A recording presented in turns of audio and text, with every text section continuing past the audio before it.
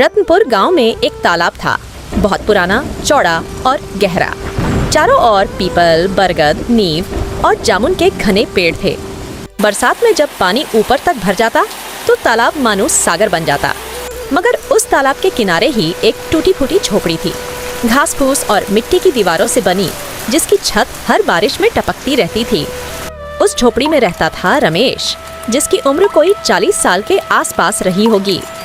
उसके बाल समय से पहले ही सफेद होने लगे थे, चेहरे पर गहरी झुर्रियां उभर आई थीं, मगर उसकी आंखों में अभी सपनों की वही पुरानी चमक बाकी थी। लगातार बारिश के कारण उसके पास कोई काम नहीं था। उसकी पत्नी निर्मला अक्सर बीमार रहती थी। बेटा लालू, जिसकी उम्र केवल 8 साल थी। लालू की आंखों में भी अपने पिता जैसे ही सपने थे कि एक दिन उनका भी अच्छा घर होगा, माँ कभी बीमार नहीं पड़ेगी और पिता के चेहरे पर हमेशा मुस्कान रहेगी। बारिश लगातार गिर रही थी। ठंडी हवा झोंकों की तरह झोपड़ी में घुस रही थी। निर्मला खांस रही थी। रमेश ने मन ही मन कहा, हे ईश्वर, अगर इस तालाब किनारे मुझे भी कभी एक पक्का घर दे देते तो मैं भी मेरे परिवार के साथ चैन से सो पाता। इस घास फूस की झोपड़ी में हर साल बरसात में यही हाल होता है। कब कोई दिन ऐसा आएगा जब मेरी निर्मला सुख से सोएगी है मालिक। उसने दीवार पर ठंके अपने कपड़े के थैले को देखा, जिसमें बस कुछ सिक्के थे, महीने भर की कमाई का बचा खुचा हिस्सा। ना कोई जमीन, ना कोई खेत, सब कुछ बरसों पहले बीमारी में बिक चुका था। अब तो बस यही तालाब किनारे की सरकारी जमीन थी, जहां उसने झुपड़ी बना रखी थी। कोई भी दिन ऐसा आ सकता था जब सरकारी आदमी उसे भगा सकते थे। मगर फिर भी तालाब के पानी में उसे अपना बचपन दिखता था, जब उसके पिता उसे कंधे पर बैठाकर यहाँ मछली पकड़ने लाते थे। बारिश की बूंदें छत से टपक टपक कर मिट्टी के फर्श पर गिरती और कीचड़ बन जाती, मगर निर्मला के मुंह पर हल्की सी मुस्कान थी। उसने धीमे स्वर में कहा, जानते हो, जब तुम पास बैठते हो ना, तो ये टपकती छत भी महल जैसी लगती है। ये दीवारें टूटी हो या चूल्हा बुझा हो, पर जब तुम साथ होते हो ना, तो लगता है जैसे सारी दुनिया हमारे कदमों में है। मुझे कुछ नहीं चाहिए, बस तुम्हारा साथ चाहिए। एक दिन जब मैं नहीं रहूंगी, तब भी तुम ऐसे ही मजबूत बने रहना। बस एक दुआ है भगवान से, तुम्हें भले ही बहुत ज़्यादा दौलत न दे, मगर एक पक्का घर दे दे, जहाँ तुम बिना डर के चैन से सो सको। ये बारिश की बूंदें सिर पर गिरे तो ठंडक लगे, डर न लगे। बस भगवान से यही चाहती है। रमेश की आंखें भर आईं। उसने चुपचाप भगवान से प्रार्थना की, तू चाहे मेरी उम्र काट लेना, मगर मेरी बीवी को बचा लेना। कहीं ये बारिश और हमारे जीवन का संघर्ष इसकी जान न ले ले। ये औरत जिसने मेरे साथ हर दुख काट लिया, उसके हिस्से में भी तो कोई सुकून निखा होगा। तालाब का पानी उठता रहा। कच्ची झोपड़ी की दीवारें भीगकर कमजोर हो रही थीं। बारिश रुकने का नाम नहीं ले रही थी। लालू भूख से कांप रहा था। निर्मला के सामने एक मिट्टी के मटके में सिर्फ पानी था। घर में आटा खत्म हो चुका था। शाम से ही सब बिना खाए पड़े थे। रमेश का दिल टूट रहा था। उसने टपकती छत की ओर देखा। टीन के टुकड़े भी अब जवाब दे चुके थे। तभी अचानक तेज आंधी आई और उसकी झोपड़ी की छत उड़ गई। पूरा घर बारिश के पानी में भीग गया। निर्मला के सिरहाने रखा पुराना रजाई भीगकर मिट्टी में लिपट गया। लालू डर से रो पड़ा। रमेश ने अपनी पत्नी की ओर देखकर अपने आंसुओं को बहने दिया। वह बोला, हे ईश्वर, क्या गरीब के जीवन में सिर्फ दर्द और तकलीफ ही लिखी है? अगर मैं तेरी बनाई इस धरती पर बोझ हूं तो उठा ले मुझे, मगर मेरी बीमार निर्मला और नन्हे लालू का तो ख्याल रख। बारिश की बूंदें उसकी झुर्रियों से लुकती रही। रात के उस अंधेरे में वह भीगती निर्मला को संभालते हुए बोला, निर्मला सुनो, चलो किसी के घर चलकर मदद मांगते हैं। शायद कोई हमें अपने आंगन का कोना दे दे जहां ये रात कट जाए। कम से कम तुम्हें इस ठंडे पानी की बूंदों से तो राहत मिलेगी। मुझे नहीं चाहिए कोई छत, मगर तुम्हें इस हालत में नहीं देख सकता। अगर कोई इंसानियत दिखा दे, कोई अपनी ओसारी बरामदे का कोना ही दे दे, तो मैं चैन की सांस लूंगा। चलो रूपाली, किसी से हाथ जोड़ते हैं। ये रात बहुत लंबी है राम।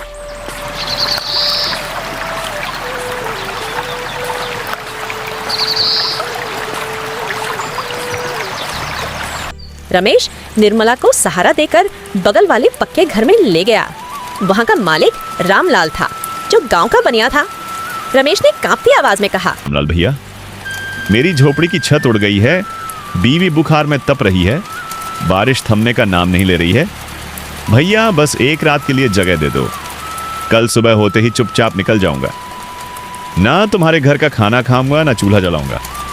बस बीवी के लिए उसकी सांसें थम जाएं, इससे पहले कहीं सुखी जगह मिल जाए। देख रमेश, तेरी हालत पर तरस तो आता है, मगर मेरे घर में जगह नहीं है। तू जानता है मेरा उठना बैठना अब गांव के बड़े लोगों के साथ है। अगर किसी ने देख लिया कि मैंने एक गरीब को अपने घर में जगह दी तो लोग बातें बनाएंगे, कहेंगे रामलाल भी अब गरीबों की संगत करने लगा। मेरी इज्जत धूल में मिल जाएगी। और वैसे भी यह बारिश ज़्यादा देर की नहीं है। बाहर छप्पर के नीचे बैठ जा, बरसात रुक जाएगी तो अपने घर लौट जाना। तू समझदार है रमेश, दुनिया में इज्जत ही सबसे बड़ी चीज़ है। अब ज़्यादा बात मत कर, मैं सोने जा रहा हूँ। रमेश की आंखों में नमी थी। उसने निर्मला की ओर देखा, जो ठंड से कांप रही थी, मगर उसने कुछ नहीं कहा। चुपचाप वापस मुड़ गया। रात भर तीनों भीगते रहे।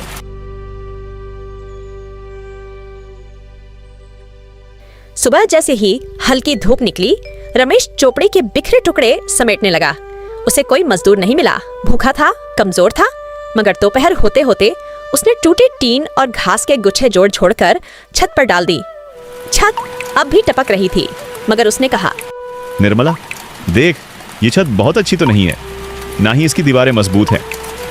हर तरफ से पानी टपक रहा है, कीचड़ भरा है, मगर फिर भी सड़क पर तुझे लेकर नहीं रह सकता। या टूटी फूटी झोपड़ी ही सही, मगर है तो अपना घर।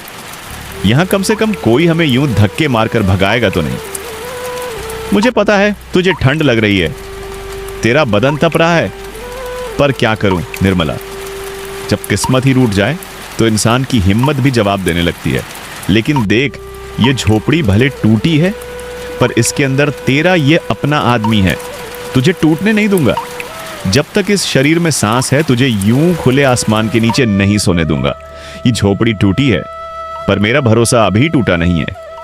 निर्मला ने नम आंखों से उसकी ओर देखा और कहा, जानते हो, दुनिया कहती है कि महल में रहना सबसे बड़ा सुख है।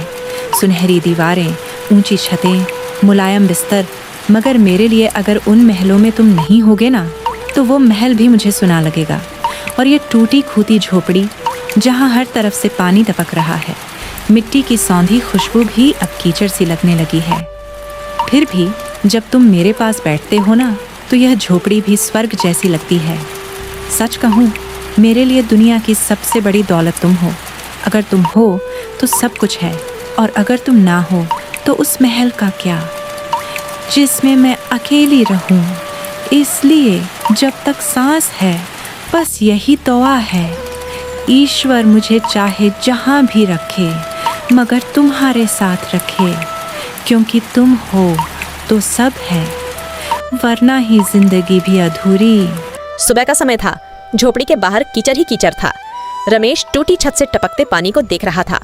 निर्मला खांसते खांसते कमजोर हो गई थी। तभी अचानक बाहर से आवाज आई, रुपेश, ओ रुपेश, बाहर निकल। कहाँ छिपके बैठा है? बाहर आ निकम में। रमेश का दिल धक से रह गया। उसने देखा, गांव का साहूकार धनीराम खड़ा था। उसके साथ उसका नौकर मंगलवा भी था। धनीराम मोटा लाल मुंह वाला आदमी था, हमेशा बड़ी बड़ी मूंछों पर ताव देता, और उसकी आंखों में गरीबों के लिए घमंड झलकता था। रमेश झोपड़ी से बाहर निकला। नमस्ते भैया, आइए। धनीराम ने उसकी झोपड़ी की तरफ ऊपर से नीचे तक देखा और नाक सिकोड़ते हुए कहा, रमेश, सच कहूं तो मुझसे अब तेरे घर की यह गरीबी की गंध भी सहन नहीं होती। कहां से आती है यह सड़ी मिट्टी की बदबू? तुम लोग कैसे जी लेते हो ऐसी जगहों पर?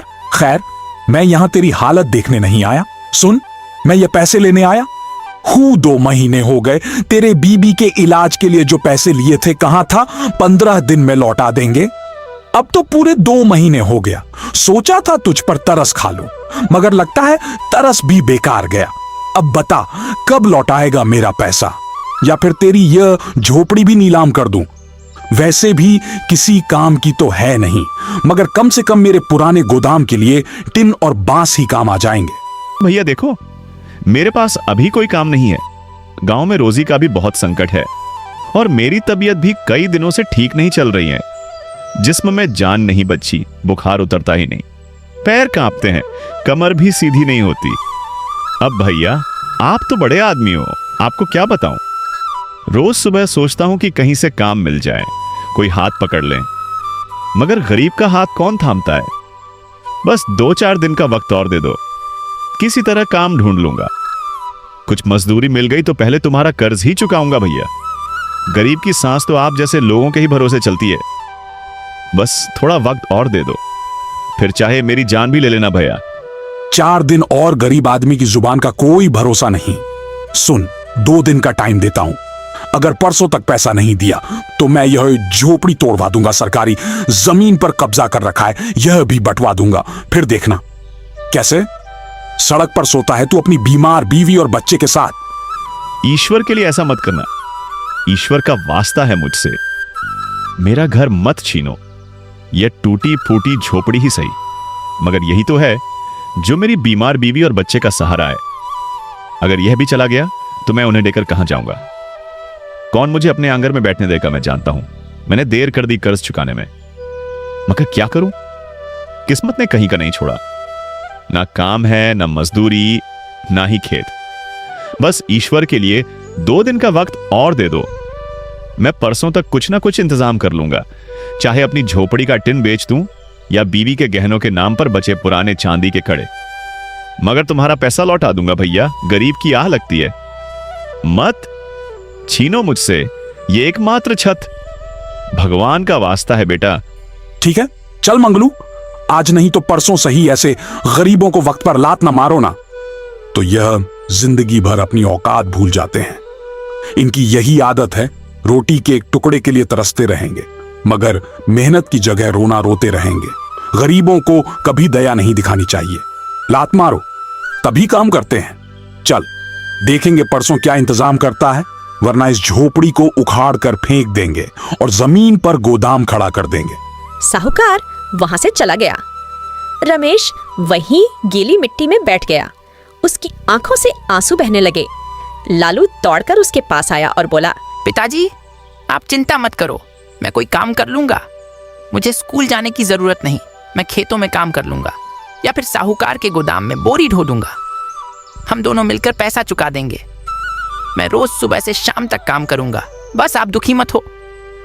ये बाबा, मैं बड़ा हो गया हूं ना, अब मैं भी आपका सहारा बनूंगा। भले ही मेरे हाथ छोटे हैं, मगर मेहनत करने के लिए बड़े हैं। मैं सब कर लूंगा, सिर्फ आप रोइए मत। बाबा मुझे बहुत दर्द होता है जब आपको ऐसे देखता हूं। रमेश की आंखों से आंसू टपकते हुए मिट्टी में मिल गए। किस्मत भी हमें देख के हंसती होगी। भगवान ने गरीबी दी, बीमारी दी, अब बेघर भी कर देगा, मगर मैं हारूंगा नहीं। तेरी माँ का इलाज कराऊंगा, तुझे एक अच्छा जीवन दूंगा, चाहे अपनी जान ही क्यों ना देनी पड़े। निर्मला झोपड़ी के भीतर से सुन रही थी। उसकी भीगी आंखों से एक ही दुआ निकली। आकाश ढल रहा था, पूरा गांव सुनहरी रोशनी में नहाया हुआ था, मगर रमेश की झोपड़ी में सिर्फ अंधेरा था। निर्मला खांसते खांसते सो गई थी। लालू भी बिना खाना खाए उसकी गोद में सिर रखकर लेट गया था। रमेश बाहर मिट्टी पर बैठा था, सिर झुका हुआ था, पीठ झुकी हुई थी और हौसला टूट चुका था। हे ईश्वर, अब मुझसे नहीं होगा। साहूकार परसों घर तोड़ देगा, घर क्या, या टूटे टिन के टुकड़े और घास फूस की दीवानें भी छीन जाएंगी।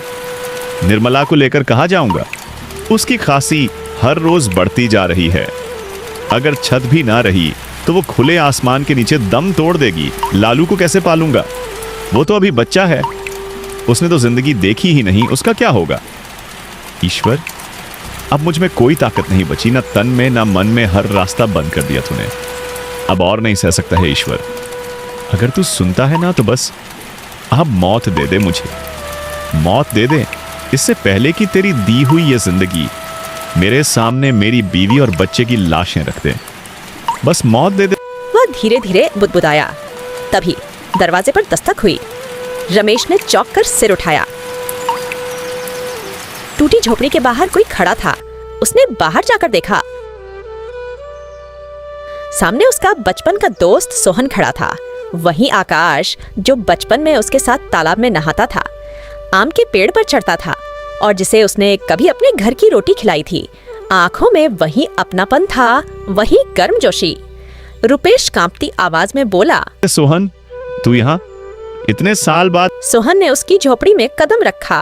उसकी आंखों में भी नमी थी। रमेश भाई, मैं शहर चला गया था, मुझे कुछ पता ही नहीं चला। आज जब बाजार में आया तो किसी से सुना कि रमेश का घर उजड़ गया, तेरी झोपड़ी की छत उड़ गई, पत्नी बीमार पड़ी है, साहूकार रोज धमका रहा है कर्ज के लिए, और लोग कह रहे थे कि रमेश हार मान चुका है। मैं सुनकर हक्का बक्का रह गया। रमेश तेरा नाम लिया, उन्होंने तो मेरे पैरों तले जमीन खिसक गई। तू हार मान गया रमेश, तू हार मान सकता है। तू जिसने कभी मेरे लिए अपनी पत्नी के गहने तक गिरवी रखती थे रमेश, तू जिसने खुद भूखा रहकर मुझे खिलाया था, तू जिसने मेरे दर्द को अपना दर्द समझा था, क्या आज तू इतना तोड़ गया कि तेरी आंखों से लड़ने की आग ही बुझ गई? भाई रमेश, मुझे वो रमेश चाहिए जो पूरी दुनिया से लड़ सकता था, जिसके सिर पर चाहे मिट्टी की छत हो या आसमान, मगर सीना हमेशा चौड़ा रहता था। बताओ भाई, क्या तू वही है रमेश? रमेश की आंखों में बहुत दिन घुन गया। कुछ साल पहले सोहन के पिता पर शहर में केस हो गया था। जमानत के लिए पैसे नहीं थे। सोहन रोते हुए रुपेश के पास आया था। रमेश ने बिना एक पल सोचे निर्मला के सोने के झोंके गिरवी रख दिए थे। आज वहीं सोहन खड़ा था। सोहन ने उसे एक थैली दी। इसमें 10,000 रुपए हैं साहूकार का कर्जा चुकाना, निर्मला का इलाज कराना। ये तेरा हक है, ये तेरा उद्धार है। तूने वर्षों पहले मुझे दिया था रमेश। ट्यूब मुझे अपने भाई से पढ़कर चाहा। आज के शहर में बड़ा कॉन्ट्रैक्टर हूँ, 100 लोग मेरी मजदूरी करते हैं, मगर ये सब तेरे कारण है। अगर तूने वो झोंके गिरवी ना रखे होते तो मेरे पिता जेल चले जाते। मैंने तो बस इंसानियत समझकर किया था। उस दिन तू बहुत मुश्किल में था। मैंने निर्मला के गहने गिरवी रख दिए थे, क्योंकि मुझे लगा अगर उस वक्त तेरी मदद नहीं की तो इंसान कहलाने का हक ही खो दूंगा। मैंने तो कभी यह नहीं सोचा था कि तू लौट आएगा भी या नहीं। मैंने तो बस अपना फर्ज निभाया था भाई। मगर आज तूने तो मेरी लाज ही रख ली। मेरी टूटी दुनिया को फिर से जोड़ने आ गया। तू ईश्वर तुझसे खुश रहेगा भाई। रमेश, दोस्ती में हिसाब नहीं होता, वो तो सौदा होता है जहां हिसाब किताब देखा जाए। मगर दोस्ती, वो तो दिल से निभाई जाती है। तूने मेरे लिए अपनी बीवी के गहने गिरवी रख दिए थे। हाँ, आज अगर मैं तेरे लिए अपना सब कुछ भी दे दूं तो भी कम होगा। अब यह घर मैं फिर से बनवाऊंगा। तेरी यह झोपड़ी नहीं रहेगी, मैं इसे पक्का घर बना दूंगा। ईंट, पत्थर, छत, दरवाजे, खिड़कियां, सब कुछ होगा तेरे इस घर में। निर्मला भाभी को अब कभी टपकती छत के नीचे सोना नहीं पड़ेगा। लालू को अब सर्दी में सिकुड़कर सोने की जरूरत नहीं रहेगी। रमेश, तूने कभी हार नहीं मानी थी, अब भी मत मान। ईश्वर गरीब का इम्तिहान जरूर लेता है, मगर आखिर में उसे कभी अकेला नहीं छोड़ता। ये तू भूल मत जाना रमेश। रमेश की आंखें भर आईं।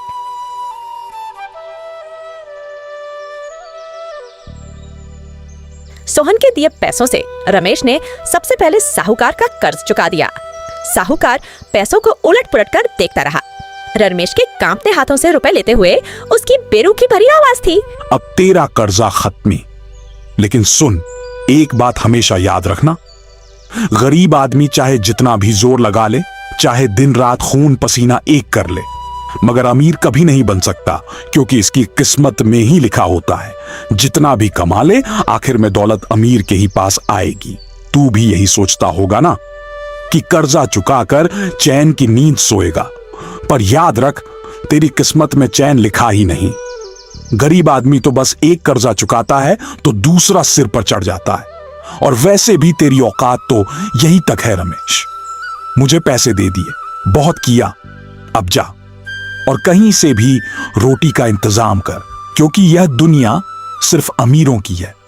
गरीब तो बस धूल है, धूल जिसे लोग जूते से झाड़ कर आगे बढ़ जाते हैं। रमेश ने कुछ नहीं कहा, बस मन ही मन ईश्वर का धन्यवाद किया। उसके माथे पर से जैसे कोई भारी बोझ उतर गया। सोहन ने जाते जाते कहा था, जब तक नया घर बनता है मैं तुझे अपने ठेके के काम पर लगा दूंगा। पास के गांव में मेरी सड़क बन रही है, वहां मजदूरों की जरूरत है। सच भाई, मजदूरी मिल जाएगी। हाँ भाई, कमाई कम है मगर 2 वक्त की रोटी के लिए काफी है। और तू चिंता मत कर, मैं तेरे लिए किसी अच्छे से काम का इंतजाम भी करूंगा, लेकिन अभी के लिए तू वहां मजदूरी कर सकता है। रमेश की आंखों में उम्मीद की किरण चमकी।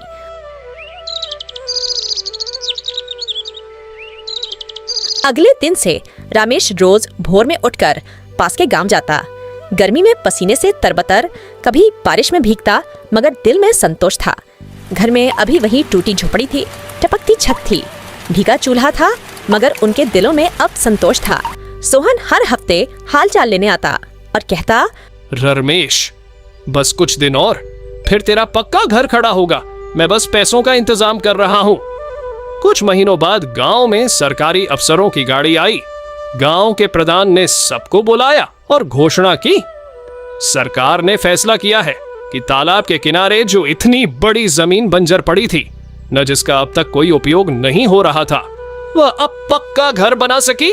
अब किसी को भी बारिश में भीगने की जरूरत नहीं पड़ेगी, न ठंडी रातों में कांपना पड़ेगा। हर गरीब को जिसके पास रहने को छत नहीं, उस जमीन पर घर मिलेगा। इस बार पंचायत में जो सूची बनी है उसमें तुम्हारा भी नाम है। हाँ रमेश, अब तेरी झोपड़ी नहीं, तेरा पक्का घर बनेगा वहां। ईंट का घर, जिसकी छत मजबूत होगी, जिसमें तेरा चूल्हा भी जलेगा और तेरी बीवी को भी चैन की नींद आएगी। सरकार चाहती है कि कोई भी इंसान बेघर न रहे, तो सब लोग अब तुम्हारे अच्छे दिन आने वाले हैं। रमेश की आंखें नम हो गईं। वो खुशी से बोला, हे ईश्वर, तू कितना दयालु है। सच में मैं तो सोच भी नहीं सकता था कि मेरे जैसे गरीब इंसान पर भी तेरी ऐसी कृपा होगी।